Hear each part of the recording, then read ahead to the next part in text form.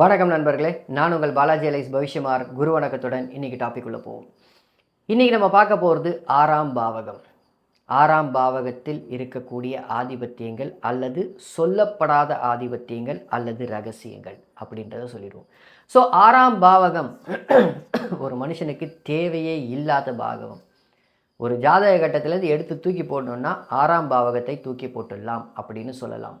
ஆனால் 6ஆம் பாவகத்திலும் நல்ல விஷயங்கள் இருக்குது. இதுதான் உண்மை. என்ன நல்ல விஷயங்கள் அப்படின்றதை பார்ப்போம். ஆனால் அதே சமயத்தில் 6ஆம் பாவகத்தில் என்ன ஆதிபத்தியங்கள் இருக்குது? வம்பு, வழக்கு, அசிங்கங்கள், அவமானங்கள், கடன், நோய், எதிரி, இந்த மாதிரியான பலதரப்பட்ட காரகங்கள், ஆதிபத்தியங்கள் ஒழிஞ்சிக்கிட்டு இருக்கு.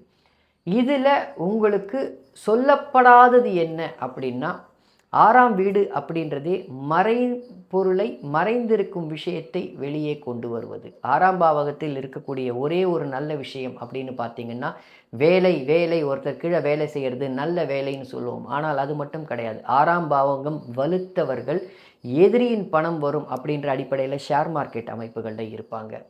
6ஆம் அதிபதி உங்களுடைய லக்னத்துடன் தொடர்பு பெற்றாலோ, 6ஆம் அதிபதி வலுத்து உங்களுடைய லக்னத்துடன் தொடர்பு பெற்றாலோ, மற்றும் புதனும் கொஞ்சம் இடம் கொடுத்தால் உங்களுக்கு மறைபொருள் சாஸ்திரமான ஜோதிடம் வரும். இது 8ஆம் பாவகத்துக்கும் பொருந்தும். 6, 8, 12 இதுக்கும் பொருந்தும். அதுக்கப்புறம் உங்களுக்கு 6ஆம் பாவகத்தில் இருக்கக்கூடிய ஒரு சில நல்ல விஷயங்கள் அப்படின்னு பார்த்தோன்னா, எதிரியை தராமல் இருப்பதும் 6ஆம் பாவகம், தருவதும் 6ஆம் பாவகம் அப்படின்றத நான் சொல்லிடுவேன். தராமல் இருப்பது என்ன அப்படின்னா, அந்த பாவகத்திலிருந்து எந்த கிரகமும் தசை நடத்தக்கூடாது. தனித்த சனி உக்காந்துக்கிட்டு இருக்கார், தனித்த செவ்வாய் உக்காந்துக்கிட்டு இருக்கார், தனித்த ராகு உக்காந்துக்கிட்டு இருக்கார் அப்படின்னு கரெக்டு இருக்கிறது நல்லது தான். அங்கே இருந்தால் வராது. ஆனால் அவர்கள் தசை வரக்கூடாது.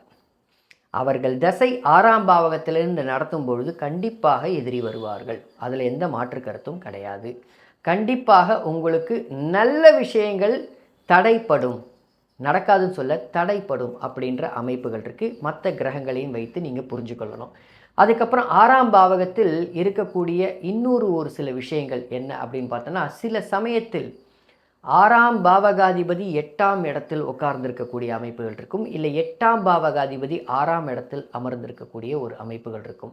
இந்த அமைப்புகள் பார்த்தீங்கன்னா 6ஆம் பாவகத்தில் ஒரு சுபர் உட்கார்ந்துக்கிட்டு இருந்தால், உதாரணத்துக்கு சுக்கிரனோ குருவோ அல்லது பௌர்ணமிக்கு நிகரான சந்திரனோ, இல்லை ஒருவேளை அர்த்த சந்திரனாக இருந்தாலும் பரவாயில்ல, உட்காந்துட்டு இருந்தால் அவர் 12ஆம் வீட்டை பார்ப்பார். ஸோ அதனால் ஒரு இடத்திலிருந்து இன்னொரு இடம் செல்வதற்கு உதவக்கூடிய பாவகம்னு சொல்லிடலாம். அது நல்லதுக்கா கெட்டதுக்கா அப்படின்றது உங்கள் ஜாதகத்தை பொறுத்து.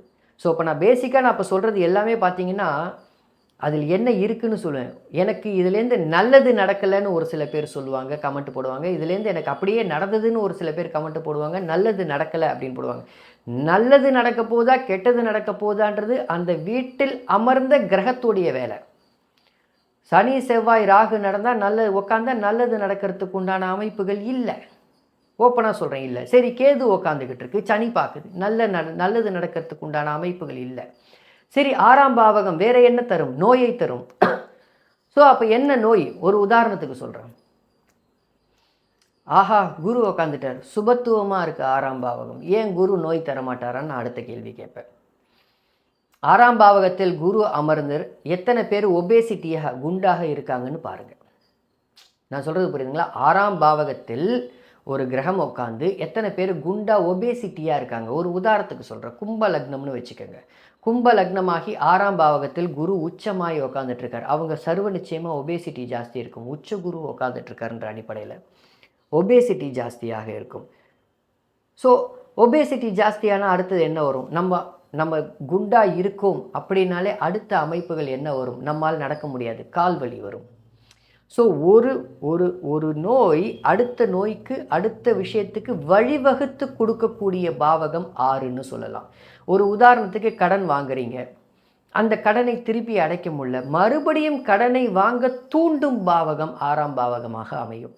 உண்மையாக சொல்லணும்னா 6ஆம் பாவகம் ஜாதகத்திலேருந்து எடுத்துடலாம். 6ஆம் பாவகம் 6ஆம் பாவகத்தை ஜாதகத்தை எடுத்துல, 8ஆம் பாவகமாவது பரவாயில்ல, 6ஆம் பாவகத்தில் ஒன்றும் கிடையாது.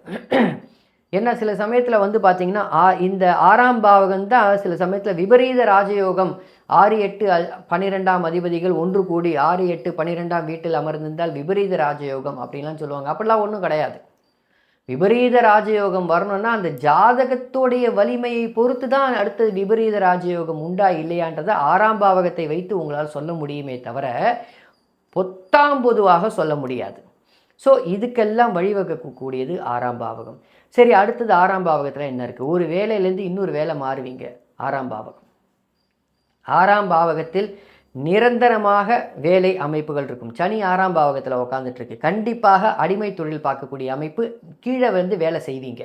அதில் எந்த மாற்று, சனி தசையில் நீங்கள் அந்த வேலையில் செய்வீங்க. அது வரைக்கும் நீங்கள் முதலாளியாக கூட இருந்திருக்கலாம், வேறு தொழில் பண்ணிக்கிட்டு இருக்கலாம். ஆனால் சனி தசை ஆரம்பித்த உடனே 6ஆம் பாவகத்துலேருந்து ஆரம்பித்தோடனே ஒருத்தர் கீழே வேலை செய்கிற அமைப்புகள் உண்டாயிடும். அதுக்கப்புறம் அந்த வேலையில் நீங்கள் என்ன வந்து பாஸாக இருக்கீங்களா இல்லை லீடராக இருக்கீங்களான்றது உங்களுடைய ஜாதகத்தை பொறுத்து. ஸோ வேலை அமைவதும் 6ஆம் பாவகம், வேலையை இழக்க வைப்பதும் 6ஆம் பாவகம். இந்த அமைப்புகள்லாம் உங்களுக்கு புரியும்னு நினைக்கிறேன். புரியுதுங்களா? ஸோ 6ஆம் பாவகத்தை வச்சுக்கிட்டே ஒரு சில மற்ற கிரகங்கள், ஏன்னா இப்போ நான் வந்து மற்ற கிரகங்களை உள்ளே கொண்டு வந்தேன்னா மற்ற பாவகங்களும் சேர்ந்து வேணும். ஒரு உதாரணத்துக்கு சொல்கிறேன். ஏன் வேலையை குரு வந்து 6ஆம் பாவகத்தில் கொடுக்குறாரு அப்படின்னா, 6ஆம் பாவகத்தில் குரு உக்காந்தாருன்னா 2ஆம் இடத்தையும் 10ஆம் இடத்தையும் பார்ப்பார். விசேஷ பார்வையாக உங்களுக்கு 9ஆம் பார்வையாக 2ஆம் இடத்தையும், லக்னத்துக்கு 2ஆம் இடத்தையும் மற்றும் 5ஆம் பார்வையாக லக்னத்திற்கு 10ஆம் இடத்தையும் பார்க்கக்கூடிய அவர் நல்ல வேலையை கொடுப்பார். இது 6ஆம் பாவகம். அதே சனி உக்காந்தாருன்னா அடிமை தொழிலை கொடுப்பார். சுக்கிரன் உக்காந்தாருன்னா இருக்கிற இடத்துலேருந்து வேறு இடம் நகர்த்துவார். குருவும் நகர்த்துவார், சுக்கிரனும் நடத்துவார்.